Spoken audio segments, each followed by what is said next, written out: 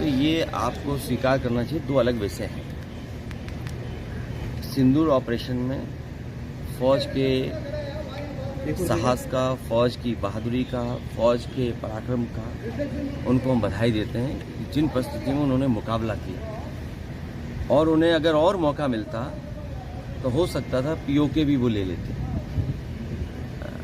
जहाँ तक पहलगांव का सवाल है, जब चर्चा पहलगांव पर होगी, उससे पहले भी एक घटना हुई है, आखिरकार उसकी भी जानकारी अभी जनता को नहीं मिली है। और आप तो जागरूक लोग हैं, पहलगांव में क्या हुआ और उससे पहले जो हमारे जवान शहीद हुए थे, उसकी भी जानकारी और सच्चाई अभी तक नहीं मिली। तो आखिरकार आतंकवाद और आतंकवादी घटनाएं बार बार क्यों हो रही बीजेपी की सरकार में, सवाल तो यही है।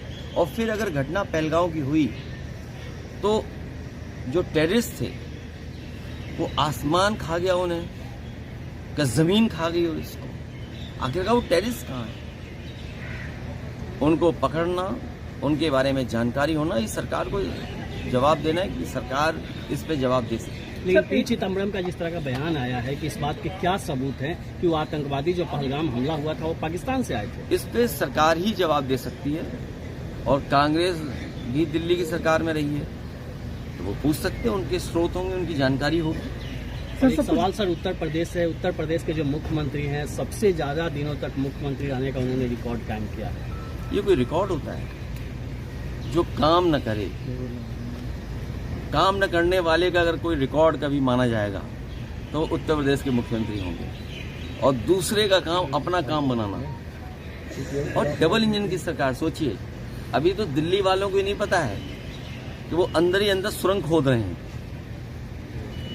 लखनऊ वाले अंदर ही अंदर सुरंग खोद रहे हैं, ये बाद में पता लगेगा। इसलिए रिकॉर्ड की बात मत करिए, इतने दिन रिकॉर्ड, ये कहिए कि कहीं ऐसा तो नहीं है लखनऊ से अंदर ही अंदर सुरंग खोद रही हो।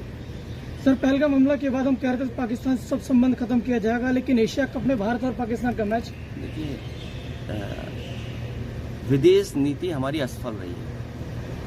हमें दुख है कि जहां भारत का सम्मान दुनिया के कई देशों ने किया, लेकिन जब जरूरत पड़ी भारत को तो कोई देश हमारे साथ खड़ा नहीं हुआ। सम्मान अलग दृष्टिकोण है और हमारे साथ खड़ा होना अलग दृष्टिकोण है। तो चिंता का विषय तो यही है कि कोई देश हमारे साथ क्यों नहीं खड़ा है, जब हम व्यापार दे रहे हैं। चीन को कितना व्यापार दे रहा है भारत, आखिरकार व्यापार रुकेगा कि नहीं रुकेगा?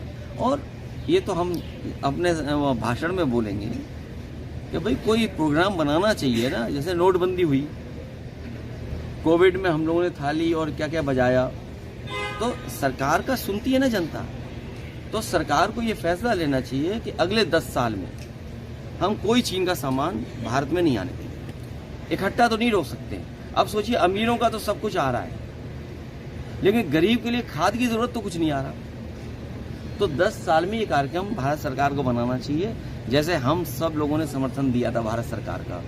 तो ये सरकार भारत की एक कार्यक्रम बनाए कि अगले 10 साल में हम लोग स्वदेशी अपनाएंगे और चीन का कोई सामान नहीं लेंगे। ये जो चर्चा हो रही है, ये वोट के लिए भारतीय जनता पार्टी करती है। पाकिस्तान से ज़्यादा इसलिए करते हैं क्योंकि उसे वोट भी चाहिए, लेकिन असली खतरा चीन से है। या आप जितने लोग खड़े हो जागरूक, दिल्ली वालों, सब जानते हो खतरा चीन से है। पाकिस्तान से तो है ही, लेकिन पाकिस्तान से ज़्यादा हमें चीन से खतरा है। इसलिए भारत सरकार एक कार्यक्रम बनाए, 10 साल में कोई भी चीन का सामान हम लोग नहीं लेंगे।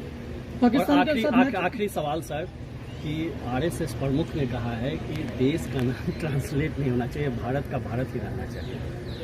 नहीं, हिंदुस्तान भी अच्छा नाम है, हिंदुस्तान बहुत अच्छा नाम है, हिंदुस्तान के नाम में कोई कमी नहीं। और भारत भी होना चाहिए, इंडिया भी होना चाहिए। इंडिया के साथ कौन था? हम लोग तो भारत के साथ थे, हिंदुस्तान के साथ थे। इंडिया के साथ कौन था? ये जो कहते हैं ना नवाजवादी, सुना होगा आपने कभी कभी, हमारे लिए नवाजवादी कहते हैं। दिल्ली में भी कहा, यहाँ एक कोई सांसद है हमारे नवाजवादी कह रहे हैं। आपको उनको पता नहीं है, बीजेपी में नए आए होंगे हो सकता है, या बीजेपी का इतिहास नहीं पढ़ा होगा उन्होंने। बीजेपी के जो सबसे पहले राष्ट्रीय अध्यक्ष बने, उनके प्रस्तावक 5 बार के नवाजी थे। और जब अधिवेशन हुआ उसका खर्चा भी कुछ लोगों ने उठाया था। ये विषय आप पर है, आप लोग रिसर्च करके सच जरूर जनता को बताओ। सर, एक मौलाना ने सवाल ही उठा दिया था कि जिस तरीके से पहनावे को लेकर से वहाँ पर गई थी मस्जिद को लेकर, क्या पहन के आए हैं लोकसभा में बताओ? मस्जिद के अंदर नहीं, लोकसभा में क्या पहन के आए बताओ? जो लोकसभा में पहन के आएंगे वही हमारी हर जगह